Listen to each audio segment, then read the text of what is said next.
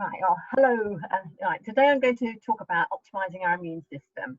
And we'll start with an overview of the immune system, the type of viruses we're likely to encounter in the coming months, and how to optimize our immune systems in readiness for winter through diet and lifestyle. So it may be the middle of August right now, but it won't be long before the nights draw in and the temperature starts dropping towards autumn and winter. And with that comes the seasonal onset of colds and flu. But this year we've got the added complication of the COVID-19 virus to contend with too. So now is a good time to plan ahead for the season to come, so our immune systems are primed and ready to deal with whatever virus we come into contact with. And as this is a big subject and there's a limited time, I have produced a fact sheet to accompany my talk, which has more information, and you'll be able to download that afterwards. So we'll start with a brief explanation about the immune system. It's our body's defense against disease, which can come in the form of bacteria, viruses, fungi, all sorts of things, parasites, toxins, foreign matter, mutated cells like cancer cells, and it's on guard for us 24/7. And it consists of white blood cells, you know, all those lovely names there. I love phagocytes and macrophages, I think that's a great name. T cells and B cells, and then you've got bone marrow, and that produces red and white cells. We've got the spleen, which filters and traps foreign cells. We've got the thymus gland, which helps to mature T cells for action. The lymph system, which consists of the tonsils and the adenoids, lymph nodes and vessels. So these are working when help trap and deal with pathogens on contact. And then we've got other defenders as well. So some people don't realise, you know, things like your tears and your saliva and mucus and even the stomach acids are actually very important to help to bend against bacterial and viral infections. And then we've got two parts of the immune system. So there's the innate immunity and adaptive immunity. And the comparisons can be seen here. So with the innate, we're born with it ready to go. So we get this from our mums, whereas our adaptive immunity is acquired after exposure to a specific pathogen. Now, the innate works immediately a virus is detected, whereas the acquired immunity takes time to build up, so maybe 1 to 2 weeks. And both types of immunity are composed of physical and chemical barriers, which work in different ways to attack and destroy a pathogen. So you've got the white cells, and you've got your B cells and your T cells and cytokines and all sorts of other things there. The innate is primed to recognise a broad range of pathogen types, but it's not specific. So it quickly gets on and sends out the attack forces with all guns blazing, and that's often why we get some pretty nasty symptoms in the beginning of when we're infected with something. But also it can sort of backfire as well. Some people who've got a poor immune system it can overreact, and I don't know if you ever heard of the cytokine storm, but that's something which is causing the damage to people, particularly with COVID-19, but it does it with people with flu as well, where the body overreacts and it starts attacking other parts of the body, including the kidneys and other things too. So that's something that you don't want to get to that point with. The adaptive is specific as it learns everything it can about a pathogen, and that's why it takes time for it to develop. But that process allows it to build up a memory in the B cells, which produce antibodies. So if they're exposed to the pathogen again, it deals with it quickly before it has the chance to invade. So we don't even know that we've been exposed to it. And then the innate immune system doesn't remember a pathogen. It doesn't need to, because we've got the adaptive there, and it's got other ways of dealing with it. Right. So back. Main viral infections. Oh, it's trigger happy here. Right, main viral infections that are during the winter and 2020 and 2021s. Okay, so this is what we're facing this year. So we've got the cold viruses, usually rhinovirus or coronaviruses. They're usually made of those. Influenza, you've got types A, B, C, and of course you've got COVID-19 still hanging around. And COVID-19 is a form of SARS. Okay, it's called stands for severe acute respiratory syndrome, which is more infectious. This one is than its predecessor, which came in 2003, but it's also less dangerous than that one. That one infected about 8,000 people worldwide, but it caused 774 deaths. So proportionately, it was worse. And this chart basically shows the difference between cold symptoms, flu symptoms, COVID-19 symptoms, and there are commonalities between them all, but there are also distinct differences as well. So they all affect the upper respiratory tract, and one of the serious complications, if your immune system's not functioning well, is pneumonia, and particularly in the case of flu and COVID-19. So the fact sheet that I produced actually has this chart on it, so you can do the comparisons if you download that. Okay, so this is the important stuff now. So before I start, it's important to note that implementing the following recommendations will not necessarily prevent you from catching a cold or flu or COVID-19, but they will help your body give it a better chance to deal with the effects of these if you come into contact with them. And I must say that because I tend to follow a lot of what I'm going to be saying, I very, very rarely get a cold, and over the last 20 years. So it does help to prevent, but as I said, it's more to help you if you get infected as well. So the first thing to look at is diet, and that's things like the rainbow-coloured vegetables and fruits. You know, I think I've covered more or less every colour of the rainbow there. There's all those little fruits and vegetables, but these colours consist of lots of fantastic nutrients, lots of a whole wide spectrum, and these are great for keeping our bodies healthy. And then there's mushrooms. Okay, so all types are good, button mushrooms included, but maybe not magic mushrooms. But shiitake, reishi, and maitake are particularly good, and they contain a nutrient called beta-glucans, which is particularly good for any kind of infection for the immune system. And then we need maybe a little bit of meat is okay. We don't need lots. Chicken and lamb and occasional beef are good. Pork's not quite such a great one. It tends to be contaminated, but it's still protein, and we get vitamin B12 as well as an iron in meat, so that's also good for the immune system. Fish, again, it's got omega-3 fatty acids, it's got protein, which is another thing again we need, and protein is always good for helping with recovery too. So also nuts and seeds, another source of protein, just a different one, but they're little powerhouses, these things, of nutrients, and they also contain essential fatty acids as well, which help with inflammation, but they're also great for vegans and vegetarians as well, to help to get some of the nutrients they might be missing from fish. So herbs and spices, we've got a vast number of nutrients in these, and these are really great at boosting the immune system. And some of them have got anti-inflammatory, antiviral, antibacterial, antifungal properties as well. And then eggs, organic or free range are best because they've got a higher ratio of good fats, the omega-3 fats, to the ones that are stuck in farms. And then non-gluten grains. Now, I'm saying non-gluten grains because a lot of people have got a problem with gluten, particularly people who've got an autoimmune condition like rheumatoid arthritis or Hashimoto's in the thyroid as well. And so things like buckwheat and quinoa and oats and whole grain rice, these are good and actually can be quite good for boosting immunity as well. I think oats are particularly good. Yeah, we have so much exposure to gluten today. We eat so much wheat today. It's in everything. You have to look at labels. Even tiny little ingredients in foods can contain wheat, can be wheat. And the gluten in the modern wheat today is much higher than it was in old wheat from way back years ago, centuries ago. And so it actually can cause a problem with people's immune systems as well. And so someone who's got an autoimmune disease, they actually don't have gluten. Sometimes that can be enough to help them. So it's worth sort of limiting your gluten. Pulses, lentils and beans, make sure they're well cooked. Again, really good for you. Great for people who are vegetarian or vegan. Fermented foods, so sauerkraut, kimchi, kefir, miso, lots and lots of different things. Now, in the past, we used to have, we didn't have fridges, so therefore we had a lot more fermented foods. And these are really good for your gut.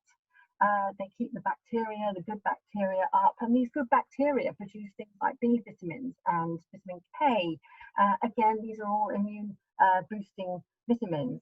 So we want to keep those levels up, and you can make them yourself, or you can get them in supermarkets now. I mean, these are a lot more readily available, but they're really good for your gut, and a lot of your immune system is actually in your gut.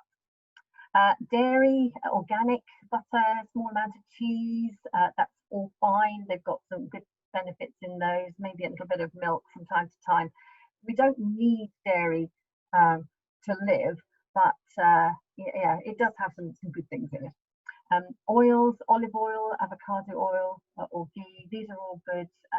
Natural sweeteners, honey and maple syrup generally are quite good. We don't want to have too much of any of these things, but they do have antiviral, antibacterial properties to them as well. So these are good.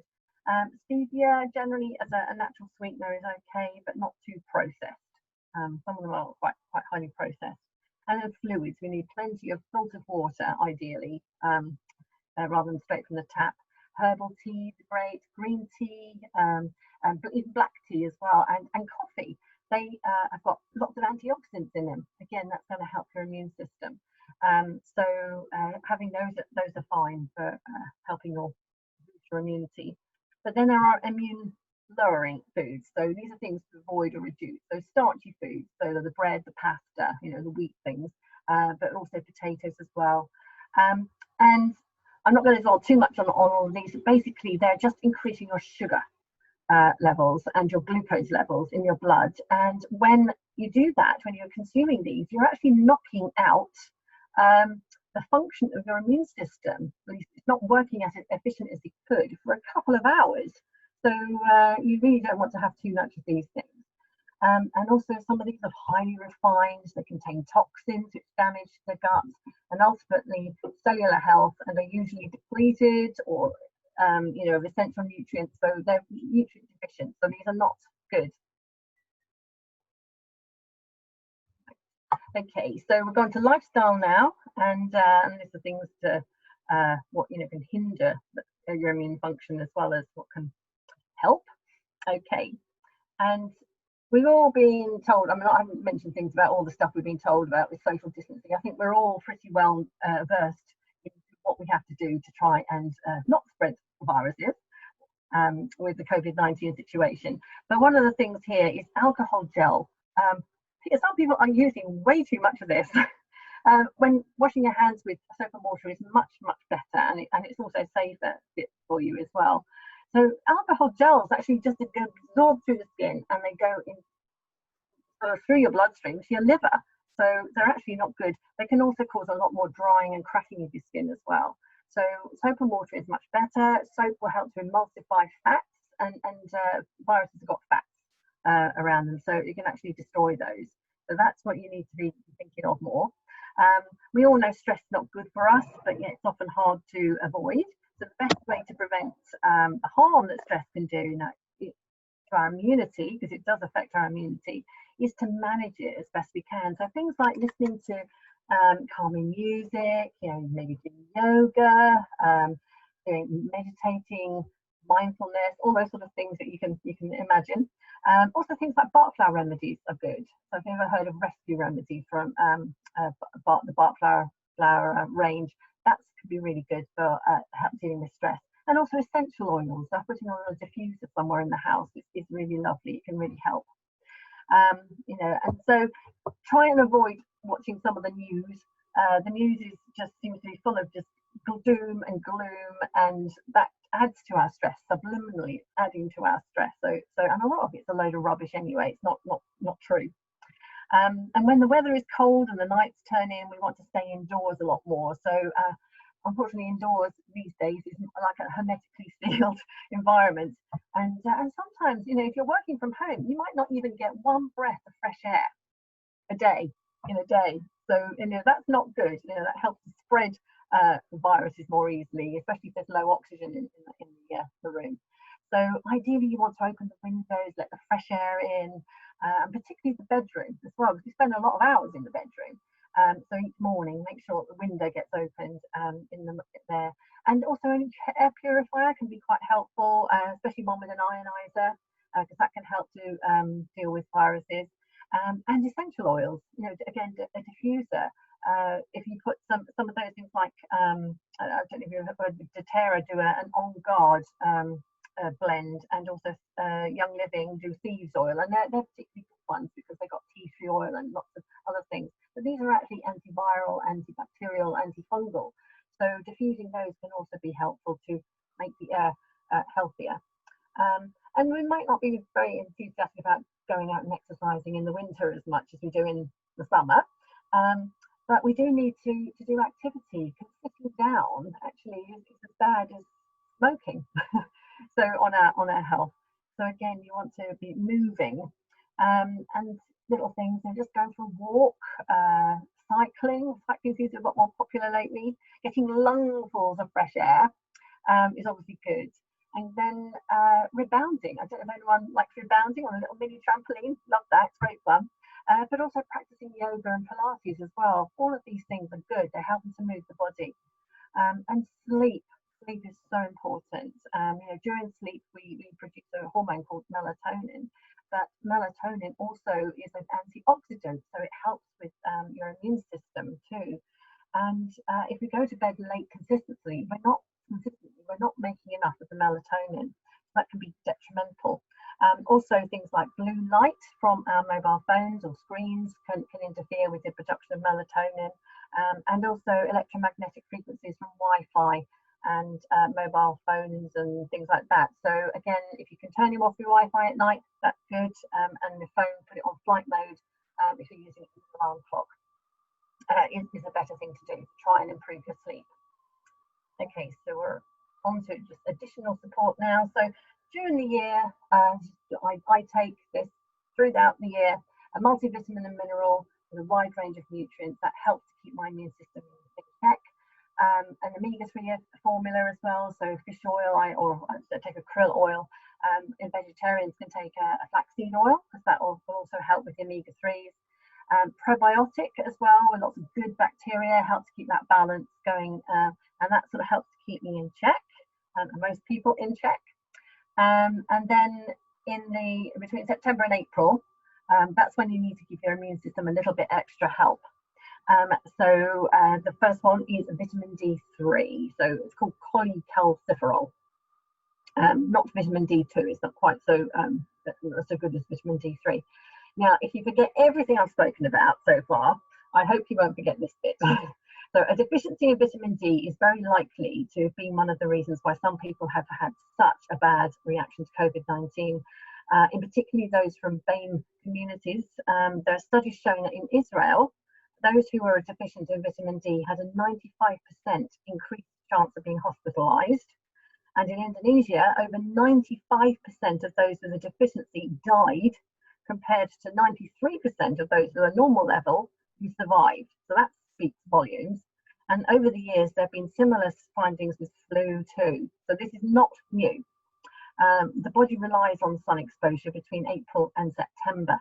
And at our latitude in the UK, to manufacture vitamin D in the body, the darker it's you know, that's the time that we can do it. So we really need it to be getting out in the sun. And the darker the skin, the more sun exposure is needed to make enough for the body to use over the winter months. If our levels are low in September, we will be severely deficient by January and February, when flu season sort of kicks in. So unfortunately, food doesn't really have much in the way of vitamin D, and the daily recommendation of 400 international units really only relates to bone health, but not the immune function which vitamin D provides. So therefore, we actually make 10,000 to 20,000 international units from 20 minutes sun exposure roughly during the summer months. So we need to take at least 4,000 to 5,000 daily during the winter months, just to maintain our levels. One caveat though is if you're over 40, it is recommended that you take vitamin K2, and this is because vitamin D helps the body to send calcium to the bones and the teeth. It can also end up in the soft tissues as well, especially if they're damaged or inflamed. So they're like arteries, thinking here. The vitamin K2 has a special ability to ensure that the calcium only gets deposited in the bones and the teeth and not the soft tissue. So that's really clever, that little part of it.